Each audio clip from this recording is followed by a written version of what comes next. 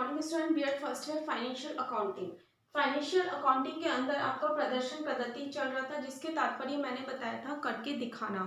मतलब जब कोई भी तथ्य होता है उस पर सबसे पहले जो अध्यापक होता है वो उसको करके दिखाता है और उसके बाद बच्चे उसका अवलोकन करके निरीक्षण करते हुए उस चीज को वापस से दोहराते हैं या वापस से करने की कोशिश करते हैं। वही क्या कहलाता है? प्रदर्शन कौशल कहलाता है या प्रदर्शन पद्धति कहलाती है। फिर मैंने आपको बताया था प्रदर्शन पद्धति के गुण। तो बेसिकली प्रदर्शन पद्धति के अंदर बच्चे व्यवहारिक गुणों को सीखते हैं। बच्चे करके सीखने पर करके सीखने का गुण उनके अंदर विकसित होता है। इसी के साथ बच्चे अनुशासन में रहने की कला विकसित करते हैं और ऐसे इस तरह मैंने बहुत से गुणों को आपको बताया था। अब जो मैं आज पढ़ा रही हूँ वो ये पढ़ा रही हूँ कि प्रदर्शन पद्धति के लिए क्या क्या सुझाव होने चाहिए, मतलब हमारे व्यूज क्या क्या होने चाहिए उसके लिए, कि जो प्रेजेंटेशन है वो बेसिकली किस तरह का होना चाहिए। बच्चों को हम करके दिखा रहे तो हमारे ये है कि बच्चों के अंदर इसमें अवलोकन और निरीक्षण का जो कौशल है वो हम विकसित कर रहे हैं। हमारा जो एम है, जो मोटिव है, वो बेसिकली इसके आधार पर ही है। अब क्या क्या है प्रदर्शन कौशल, प्रदर्शन पद्धति की प्रभावशीलता के लिए कुछ सुझाव है।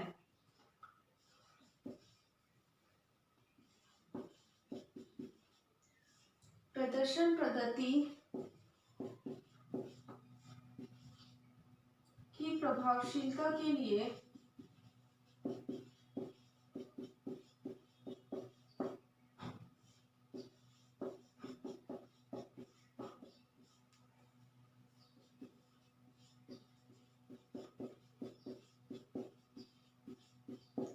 निम्नलिखित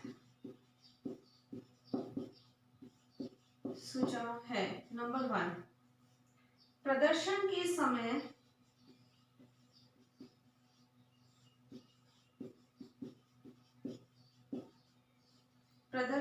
समय उपलब्ध साधनों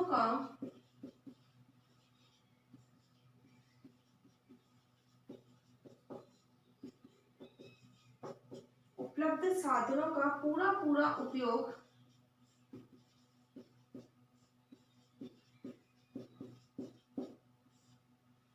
किया जाए।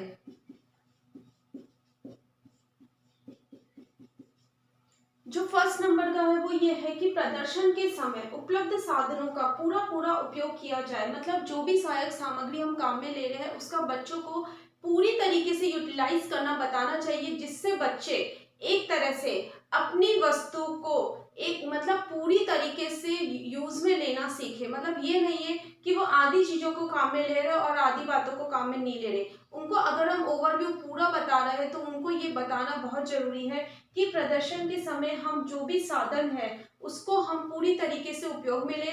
ऐसे नहीं है कि आपने आधी व्याख्या विधि पढ़ा दी और आधी आप प्रदर्शन विधि के माध्यम से शिक्षा दे रहे हो। एक विधि को अगर आप काम में ले रहे हो तो उसके अंदर पूरा का पूरा जो सब्सक्रिप्शन होना चाहिए वो एक ही जगह होना चाहिए। तो ये माना जाता है कि जब भी प्रदर्शन कर रहे हैं हम, जब भी बच्चों को एक तरह से करके दिखा रहे हैं, कोई भी तथ्य को समझा रहे हैं या किसी चीज का अवलोकन करना बता रहे हैं, तो हमारा ये कर्तव्य होता है कि उसके द्वारा अपनाई गई सभी साधनों को पूरी तरीके से उपयोग में लिया जाए। फिर नेक्स्ट आता है इसके अंदर, प्रदर्शन के बाद छात्रों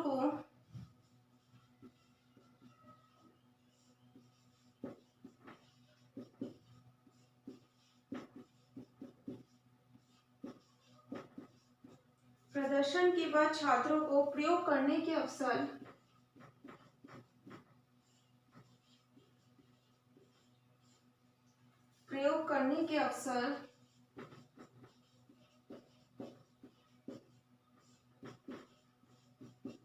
दिए जाए।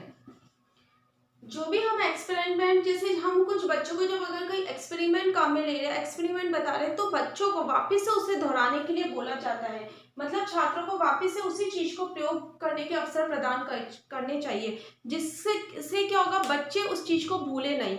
और उनके द्वारा जैसे मैथ्स का कोई सॉल्यूशन होता है तो बच्चों को बार बार बोलते हैं कि आप बार बार इसका अभ्यास करें। तो एक तरह से अभ्यास वाली बात आती है कि बच्चों को वही चीज वापस करने के लिए बोलो, जिससे बच्चे उस चीज को बिल्कुल भी भूले नहीं और उन्हें क्या करे, वो एक तरह से उनके द्वारा, अध्यापक द्वारा जो भी बातें उन्हें सिखाई गई है वो वापस से उस चीज को रिमाइंड कर सके। फिर नेक्स्ट आता है इसके अंदर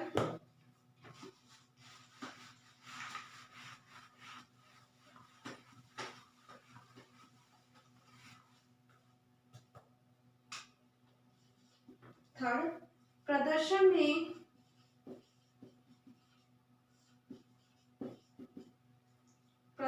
में विशिष्ट उपकरण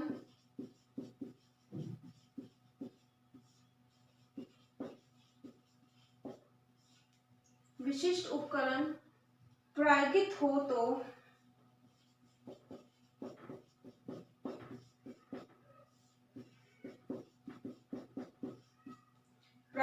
हो तो छात्रों को उसके बारे में बता दे।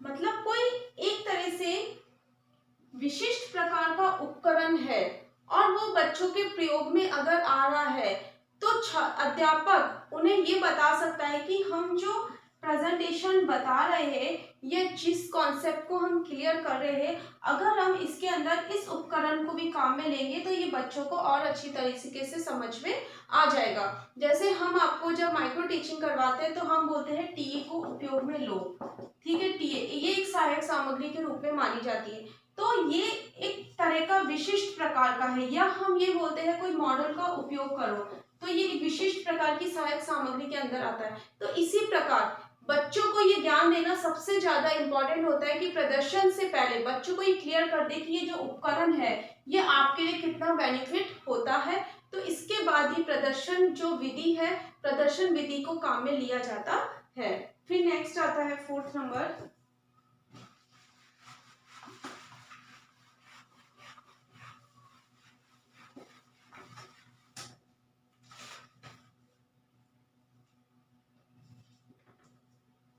प्रदर्शन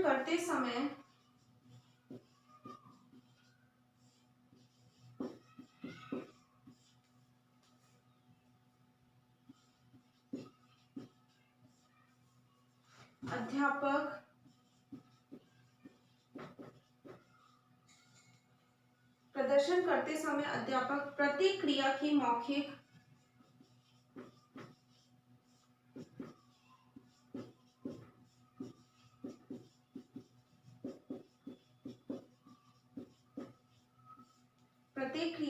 मौखिक अभिव्यक्ति भी करे।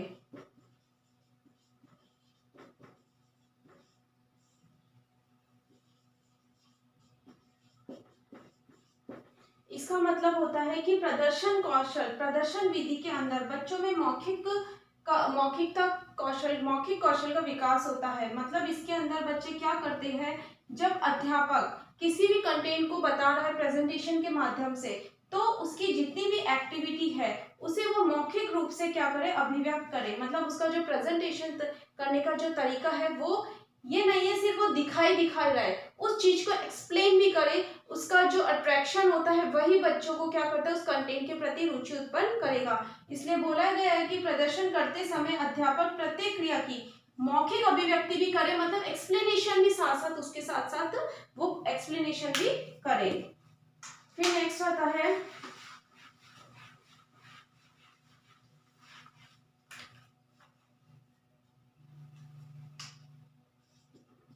सभी छात्र सुविधापूर्वक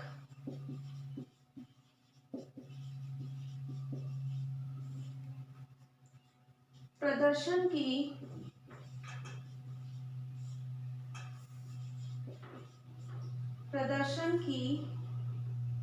प्रतिक्रिया को देख सके।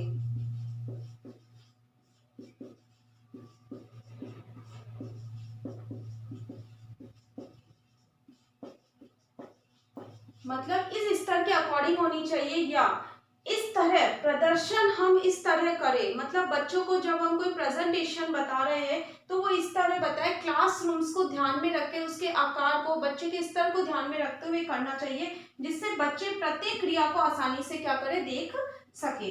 फिर नेक्स्ट आता है बीच बीच में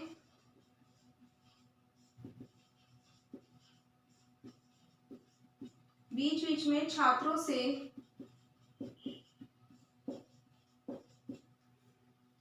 प्रश्न पूछे जाए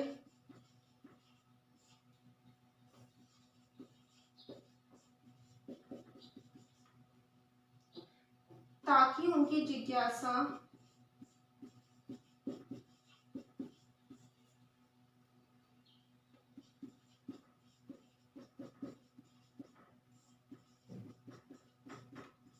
शांत हो सके।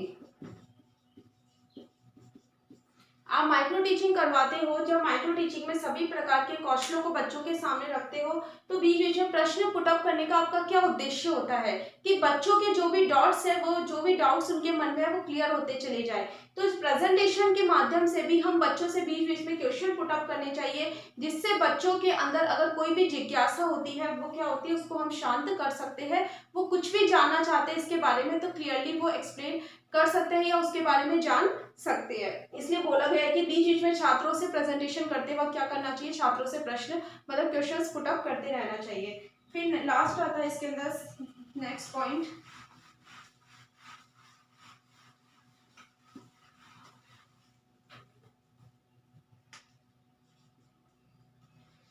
प्रदर्शित वस्तु या क्रिया को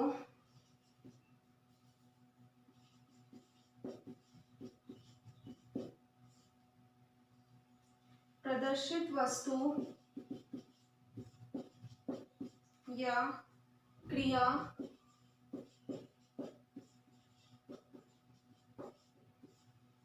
छात्रों के मनोशारीरिक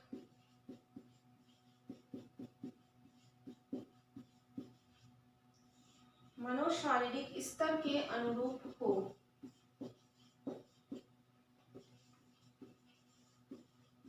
मनोवैज्ञानिक उद्देश्य को ध्यान में रखकर ही प्रदर्शन विकसित करना चाहिए, प्रदर्शन विधि का निर्माण करना चाहिए, जिसके अंदर आता है सभी प्रकार के बच्चों की मनोशारीरिक स्तर आ जाता है, बच्चों के लेवल आयु के अकॉर्डिंग, उनके आईक्यू लेवल के अकॉर्डिंग, सभी प्रकार उसके अकॉर्डिंग ही हमें प्रेजेंटेशन देना चाहिए। तो ये आपके हो गए प्रदर्शन पद्धति के लिए सुझाव। आपका होमवर्क है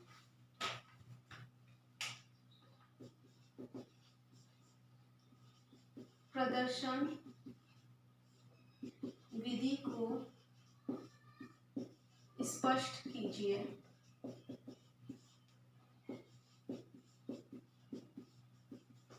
प्रदर्शन विधि को स्पष्ट कीजिए। घर पे रहिए, सुरक्षित रहिए। Thank you.